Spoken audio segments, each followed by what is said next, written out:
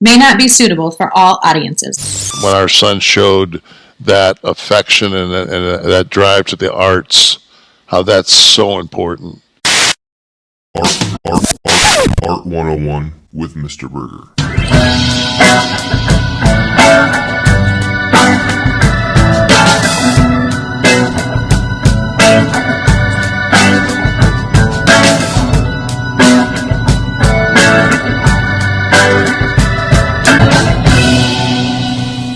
Scholars, welcome back to another episode of Art 101 with me, Mr. Burgher, a professional artist and educator attempting to provide the best in art historical content. If you like it, share it. They tell me you're the expert. Today we're in a medieval-looking castle, which makes me think about medieval artwork. So today, let's look at 11 of my favorite medieval works of art. Okay? All right.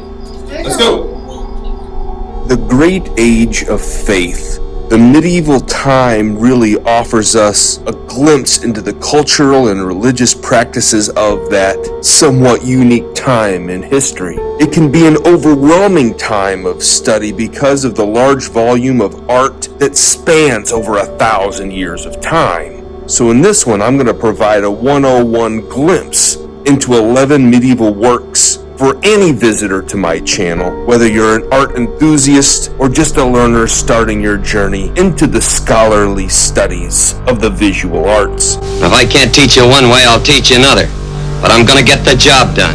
In 1275, 1280, we see the creation of the Diptych of the Virgin and Child enthroned and the Crucifixion. This is a tempera and gold on wood paneled piece with gilded plaster. The diptych is comprised of two panels that work together to tell a singular story. In this case, the beginnings and ends of Jesus. Attention to detail elevates the emotional quality within the work. Due to this mixture of Eastern and Western elements in philosophy and art styles, this was likely commissioned by crusaders that began to be very much inspired by both Latin and Greek traditions, making this a very unique piece and a very influential piece. Look at me when I'm talking to you! Santa Trinita Madonna by Cimabue was created around 1280, 1300 for the church at St. Trinita in Florence. And this is a pretty huge piece. Intended for up at the altar, it had to be seen all the way to the back of the church. So it was 12 feet tall, 17 feet wide, and Mary looks at the viewer. Jesus is displayed on her lap. This appearance, in terms of proportion, is symbolic of his wisdom. The piece was more than likely commissioned by the Vallambrosas for their cathedral, but then today the work is housed in the Uffizi Gallery in Florence. The work itself is a bridge between the medieval style and the early Italian Renaissance paintings. The work provides a contextual importance and an artistic importance to the coming generations and the evolving styles in the region and around the world, really. Aunt Sue's glad to be a part of this. Sorry, I love surprises. Around 1303, 1305, the Crucifixion was created by Giotto di Bondone, a master who had a huge influence on art and one of the first to transition from the Byzantine sort of ideals with more of a focus on color, light, shadow, and depth in his art. He would create several religious scenes. He would create many crucifixion type paintings during the 14th century, and this notable example is a tempera painting commissioned by Dominican priests at Santa Maria Novella, again creating an art tradition that moves across this time and into the Northern European art traditions and beginning to segue art from the medieval styles that we may have seen previously to a more Renaissance looking style. Cue music. Cue music. Giotto was so influential that he has two works in my top 11. The Mourning of the Christ, created in 1306 as a fresco. This is a painting done in wet plaster that can be found at the Scrovegni Chapel in Padua, Italy, depicting a Mary scene after the death of her son Jesus.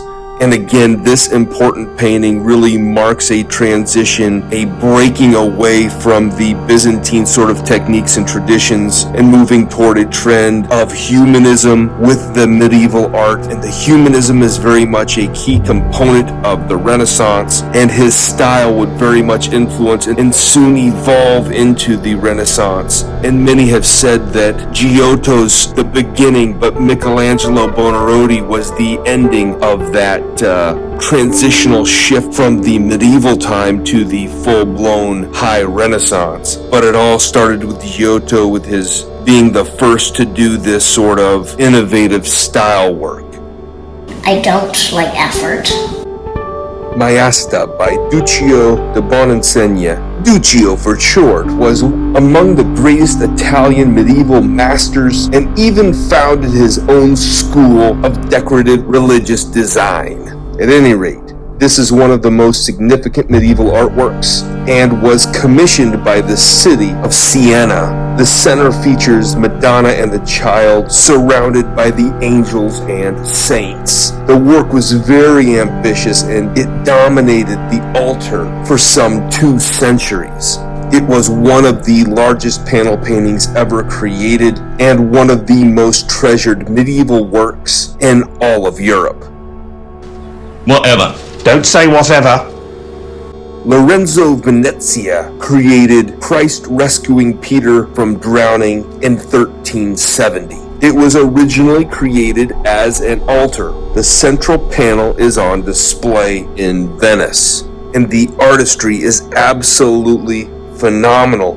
As mentioned, there were other panels involved in telling the story of this work. However, the other panels were destroyed in Berlin, Germany in 1945. We have been tasked to find and protect buildings, monuments, and art. Paradiesgärtlein was created by an unknown artist who is now referred to as the Upper Rhenish Master and created this work in 1410. This shows a mix of techniques on wood depicting the Garden of Paradise. It's one of the earliest paintings of this naturalistic flora and fauna. The artist was a master of using symbols and religious iconography within the work itself. It's one of the best examples from the Upper Rhine's medieval time period. The seeds that I put into them blossom into those beautiful mountains that come out in the summer, Colorado summer. You know how those purples and yellows and everything come out? That's what I want after this year. Gentili de Fabriano created this Adoration of the Magi in 1423, and the work very much showcases his skill at creating this vivid imagery, portraying the emotions through the facial expressions and the body language that he's depicting in the painting.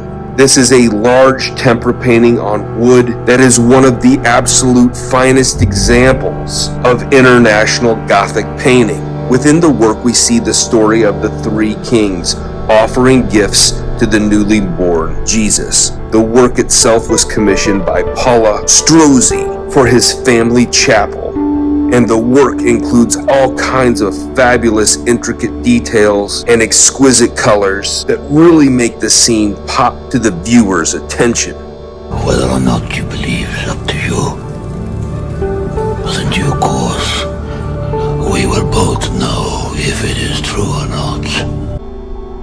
Andrei Rublev was an iconic Russian artist of the 15th century, and he created Trinity somewhere between 1411 and 1427, vertically on a plank of wood. And these 3 angels are representations of the Holy Trinity, and they sit at the table with a calf's head and This is all taking place in front of Abraham's house, and you see his oak tree right there above them, and this is considered Russia's greatest medieval artwork. His unique style and the subject matter are historically significant because its craftsmanship, its imagery, the color techniques, and the intricate details really set it apart from anything else in that region that's being created at this time.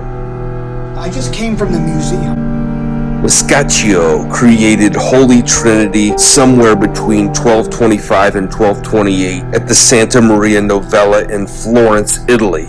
This fresco was one of his last before he passed away at the age of 27. This is very much a showcase of the execution of Jesus, but it also features the Trinity of the Father, the Son, the Holy Spirit, as well as Mary and Saint John. The work is unique because it incorporates this linear perspective that he would have learned from Filippo Brunelleschi, who would become one of the leading members of that school of thought as things were moving much more toward the Renaissance. That linear perspective was used to create a more realistic depiction of space, and each figure is roughly life-size. So this is a huge work, creating a spatial illusion that the viewer is finding themselves within the work as they view it. We call us sin. In my opinion, one of the greatest works that really kind of balances between the medieval and the Renaissance style is the Ghent Alterpiece, created by Hubert and Jan van Eyck. The older brother Hubert being a little bit more medieval and Jan van Eyck being a little bit more Renaissance. Together they would create this work in 1432 as a polyptych. A polyptych is a work that merges more than 3 panels together to tell a story. And this Netherlandish Renaissance work has been restored and has also suffered a lot of damage over its existence. It is a work that is well known, and the intricate designs feature various scenes and biblical stories. The attention to detail is absolutely exquisite. The design, the work is absolutely outstanding. Not to mention the fact that this work has more importance because of the religious iconography that was first used within this painting. It is where so many of these things originate. Visually, it's a warehouse of medieval history and its movement in visual art toward the Renaissance. Side note, the Ghent Alterpiece has been the target of more than a dozen crimes, with the entire thing or parts of the whole thing being stolen more than 6 times, including being stolen by the Calvinists, Napoleon in 1793, and Adolf Hitler's Nazis in 1940, where it was tucked away in the Altazee salt mines in Austria. Thanks for watching. Make sure you like, share, and subscribe. We'll see you next time. You have yourself a good day. Right, Hank? Yeah.